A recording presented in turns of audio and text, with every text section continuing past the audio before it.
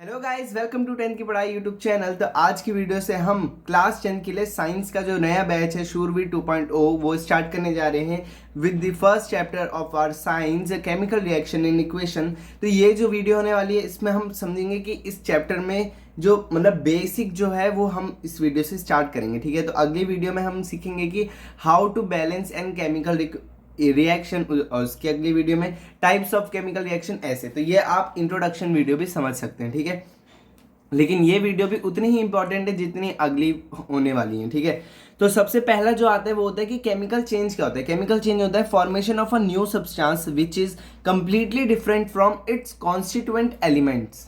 तो इसका मतलब क्या है, एक नए सब्सटेंस का फॉर्म होना जो बिल्कुल अलग हो।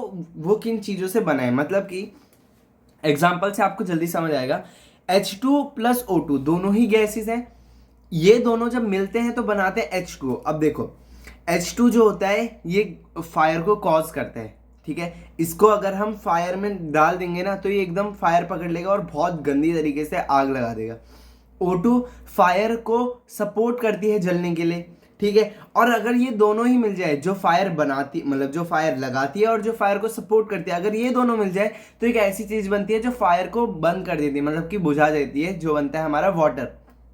दोनों गैस हैं और जो हमारा प्रोडक्ट आता है वो लिक्विड आता है। तो जो जिन चीज़ों से इनको ये हम जो ये है ना जिनसे बनते हैं इन्हें रिएक्टेंट कहते हैं, और यह बोलते हैं कॉन्स्टिट्यूएंट एलिमेंट, जिनसे वो बना है कॉन्स्टिट्यूएंट एलिमेंट्स। ठीक है, और प्रोडक्ट हमारा H2O होता है। ठीक है, अभी केमिकल रिएक्शन क्या होती है, केमिकल रिएक्शन क्या होती है ये देखते हैं।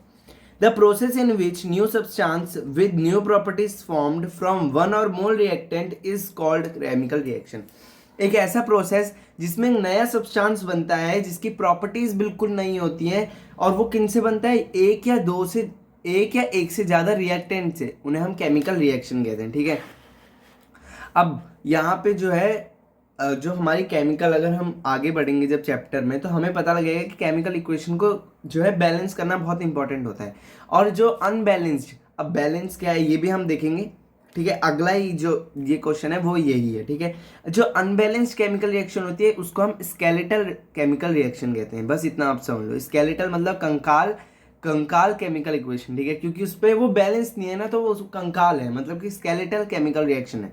ठीक है, तो 1 मार्क में कभी कभी पूछ लेते हैं बोर्ड में कि what do you mean by skeletal chemical reaction. ठीक है, तो अब से जो भी मैं बताऊंगा वो आपको नोट करते हुए जाना है और ऐसे समझना है कि हाँ भाई ये बोर्ड में आने वाला है। ठीक है, मैं आपको हर चीज़ बताऊंगा कि कौन सी केमिकल रिएक्शन किस कलर में चेंज हो जाती है, जो बहुत ही ज़्यादा इंपॉर्टेंट है। लास्ट के टाइम पे हम आपको जो है प्रोवाइड करेंगे एक सारी मतलब पूरी केमिस्ट्री में से कि कौन सा रिएक्शन किस कलर का होता है, कौन सी गैस प्रोड्यूस होती है, किस कलर की होती है। तो ये बहुत इंपॉर्टेंट होता है। इस बार भी बोर्ड में आया था, हर साल बोर्ड में पूछा जाता है कि ये रिएक्शन का कलर ऐसा था और रिएक्शन होने के बाद ये ऐसा हो जाता है, तो बताओ एलिमेंट्स का नाम क्या है। ठीक है, ये हम आगे डिस्कस करेंगे जब हम आगे बढ़ेंगे। ठीक है, why do we need to balance an unbalanced chemical equation. आपके भी दिमाग में आएगा कि ये अनबैलेंस है तो भाई अनबैलेंस छोड़ दो ना, बैलेंस क्यों करना है। तो बैलेंस करना है क्योंकि according to the law of conservation of mass, अभी 9th में पढ़ के आए हैं, mass in a chemical reaction neither be created nor be destroyed.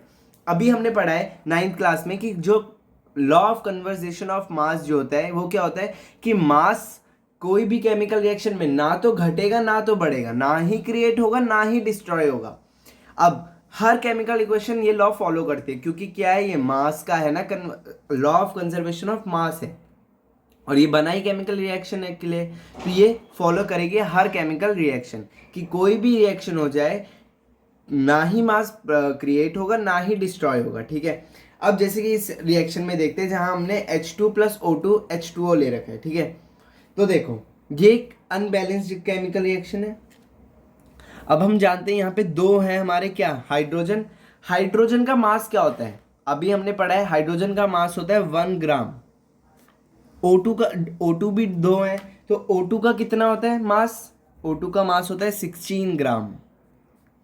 ठीक है, अब यहाँ पे 2H लेते हैं, टू मतलब 2H हैं तो 2 1 ग्राम, और O भी है तो यहाँ पे प्लस कर देंगे हम 16 ग्राम।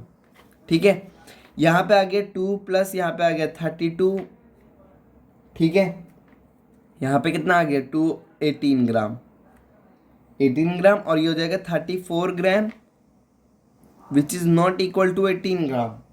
ठीक है, अब देखो अगर ये अनबैलेंस है तो ये हाल होगा। जो जितना हमने लगाया था ना, मतलब जितना हमने डाला था, हमने 34 ग्राम डाला था लेकिन 18 ग्राम पाया, तो ये तो लॉ ऑफ कंजर्वेशन को मास को फॉलो नहीं कर रहा, क्योंकि यहाँ तो हमारा डिस्ट्रॉय हो गया ना मास। तो इसको ही फुलफिल करने के लिए हमें एक केमिकल इक्वेशन को बैलेंस करना पड़ता है। ठीक है, अब वो बैलेंस कैसे करते हैं वो अगली वीडियो में, और अगली वीडियो बहुत ही इंपॉर्टेंट है क्योंकि अगली वीडियो के अगर आपने वो स्किप कर दी तो आपका पूरा चैप्टर 1, 2 और 4 सब खराब हो जाएगा। ठीक है, क्योंकि यही जो है चैप्टर ये बेसिक बताते हुए चलता है। अब जब भी केमिकल रिएक्शन होती है तो वो क्या क्या इन्वॉल्व होता है। अब जब भी केमिकल रिएक्शन होगी तो कुछ स्टेट में चेंज आ सकता है। स्टेट मतलब ये नहीं कि दिल्ली से मुंबई चले जाएगा, नहीं नहीं, स्टेट मतलब कि वो लिक्विड हो सकता है। पहले वो लिक्विड था, अब वो गैस में बदल गई। जैसे हमने H2 और प्लस O2 को मिलाया, वो दोनों गैस थे लेकिन जैसे वो मिले तो वो लिक्विड में बदल गए। ठीक है, तो ये चेंज इन स्टेट होता है। चेंज इन कलर, अभी हम देखेंगे कोई रिएक्शन ग्रीन कलर की है तो वो ब्राउन कलर की हो जाती है रिएक्शन होने के बाद। टेम्परेचर में ऑल्सो, मतलब टेम्परेचर में भी जो है चेंज आता है। अभी टेम्परेचर है 10 डिग्री, अगले पल में हो जाएगा 20 डिग्री रिएक्शन होने के बाद। इवोल्यूशन ऑफ गैस, हमने एसिड और हमने कोई भी मेटल जिंक को मिलाया तो इवोल्यूशन होगी H2O गैस की, H2 गैस की, हाइड्रोजन गैस की। ठीक है, तो इवोल्यूशन ऑफ गैस भी होता है। Ways of representing a chemical reaction, देखो इक्वेशन भी रिएक्शन भी। ठीक है, कोई भी हमारी केमिकल इक्वेशन हो तो उसको हम दो तरीके से लिख सकते हैं। या तो वर्ड इक्वेशन से लिख सकते हैं, वर्ड मतलब उस मेटल का नाम, एसिड का नाम, जो बना है, कौन सी गैस प्रोड्यूस हुई है।